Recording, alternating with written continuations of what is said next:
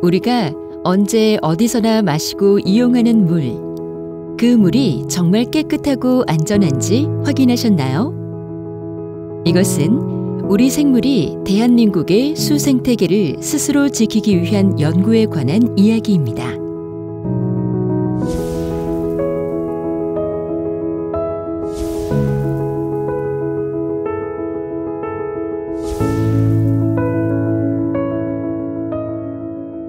매년 세계에서 만들어지는 신규 화학물질 400여 종. 국내에 유통되는 화학물질만 4만 3천 종. 이 새로운 물질들이 자연과 생명체 모든 것들에 어떤 영향을 주는지 우리는 알 수 있을까요? 그래서 연구를 시작한 것이 생물을 활용해 오염을 측정하는 생태 독성 검사. 1950년부터 미국 및 유럽 선진국가들은 연구를 시작했고 42종의 생태 독성 진단 생물이 ISO 표준으로 등록되었습니다. 우리나라의 환경부도 2011년 산업 폐수에 대한 생태 독성 배출 관리 제도를 도입했습니다.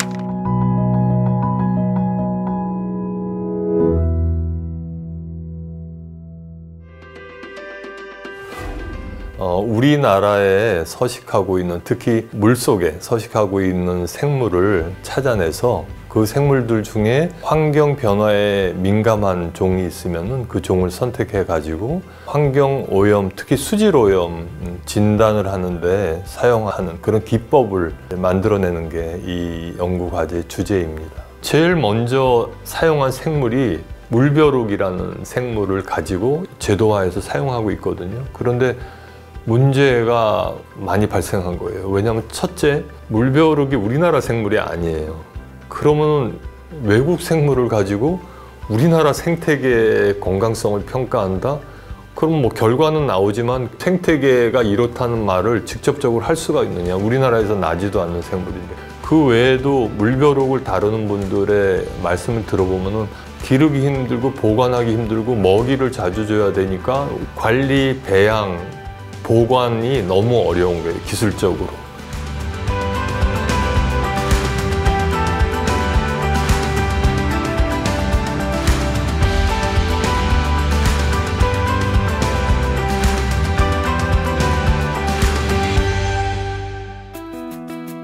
(2021년) 시작한 연구는 2023년 국제적으로 주목받은 결과를 만들어냈습니다. 전 세계에서 광범위하게 쓰이는 진단법보다 훨씬 간편한 진단법으로 국내 연구진이 개발했습니다. 인천경제자유구역에 위치한 겐트대학교 글로벌 캠퍼스 연구팀이 개발한 이 진단법은 국내 최초로 수질 분야의 국제 표준으로 선정됐습니다. 중금속과 페놀 등 다양한 오염물에 대한 독성 진단이 훨씬 편리해질 것으로 기대됩니다.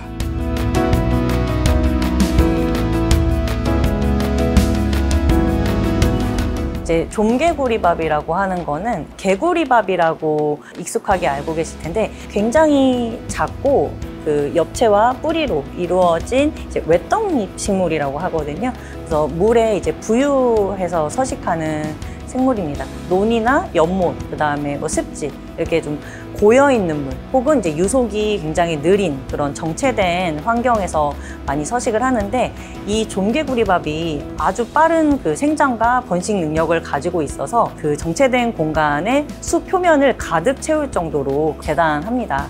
좀개구리밥 뿌리 재생에 기반한 수생태 독성 평가 기법은 좀개구리밥의 뿌리 길이를 가지고 수질 오염 정도를 알아내는 기술입니다. 뿌리를 절단해버리고 잎만 있는 좀개구리밥을 시험수에 기르게 되면 물의 독성 정도에 따라 뿌리 길이가 달라지는 것을 활용해 수질을 파악하는 것입니다.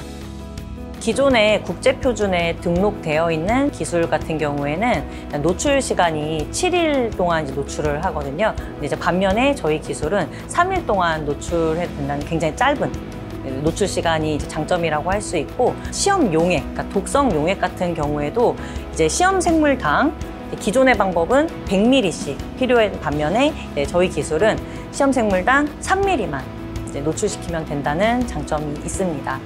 뿐만 아니라 이제 측정 과정도 굉장히 간편한데요. 이제 단순히 좀개구리밥의 뿌리 길이가 그러니까 오염의 정도가 지날수록 이 뿌리 길이가 어떻게 달라지는지 그 길이만 측정하면 된다는 아주 간편한 측정 방법이라고 할 수 있습니다. 이 기법이 굉장히 간편합니다. 간편성, 그리고 경제성, 그리고 신속성 이런 거를 특징으로 하는데 좀개구리밥 기법은 딱 선진국이 추구하는 그런 생태 독성 기술의 특성을 잘 갖춘 그런 기술이라고 이렇게 할 수가 있습니다. 일본에서 한번 ISO 총회가 열린 적이 있거든요. 근데 남아프리카의 대표가 손을 이렇게 들더니 그거 우리한테 줄 수 있느냐. 너무 우리는 정말 시설이 열악하기 때문에 간편해야 되는데 너희 기술을 보니까 별로 비용 많이 드는 것도 없네. 그래서 우리가 그걸 좀 쓰고 싶다. 그렇게 얘기를 한 적이 있어서 그거를 이제 보내드렸거든요. 이렇게 약간 간편 키트처럼. 누구나 쉽게 수질을 측정할 수 있고 큰 비용이나 장비가 필요하지 않고 빠르게 결과를 알 수 있는 이 기술의 특징은 수질 검사를 넘어 수생태계의 환경에 대한 관심을 불러일으켰습니다.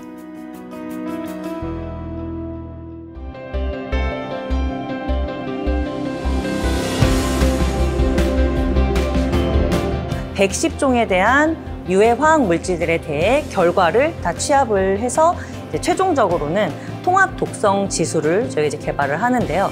그 안에 주로 들어가는 이제 독성 물질 그룹들은 주로 이제 중금속, 이제 산업에서 많이 하천으로 방류가 되는 중금속류라든지 농약류, 제초제류, 유독한 육피발성 유기화합물 등이 있고요. 최근에 이제 또 이슈가 되고 있는 바불 화합물이라든지 나노물질 등이 이제 개별 화학물질로 포함이 되어 있고 산업폐수를 직접 가지고 와서 현장수라고 하는데 현장수를 그대로 가지고 와서 또 시험에 적용을 해보고 있습니다.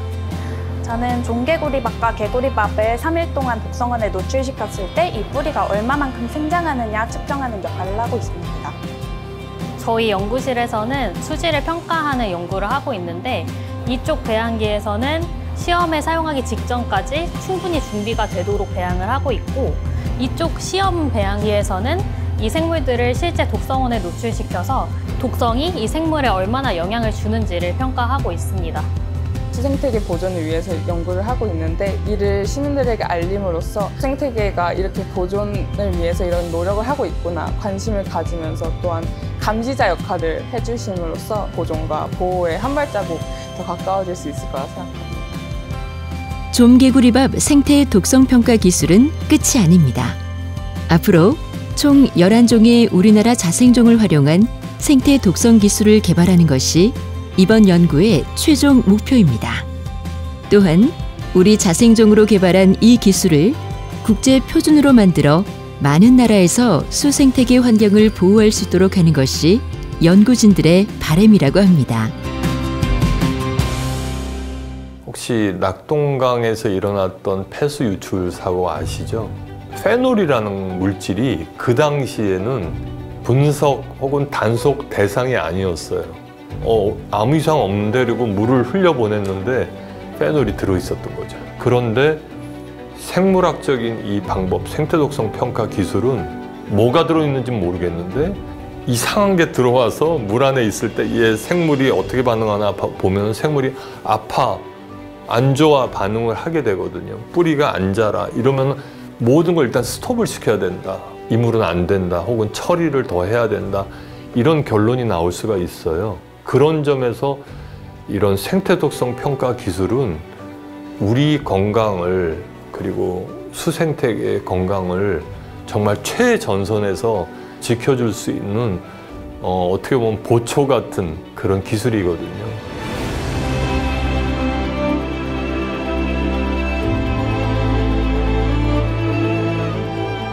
그러니까 우리가 관심을 갖지 않으면 안 될 겁니다. 우리 생태계가 서로 의존하고 살아가는 시스템이기 때문에 호수에 있는 이런 좀개구리밥이나 생물들을 잘 보호하면 그 생물들이 또 우리한테 이런 미지의 오염원에 대한 경보를 줘서 그래서 우리가 또 그들 때문에 우리 스스로 보호할 수 있는 이런 일들이 일어나니까 서로 상부상조한 그런 시스템인 거죠.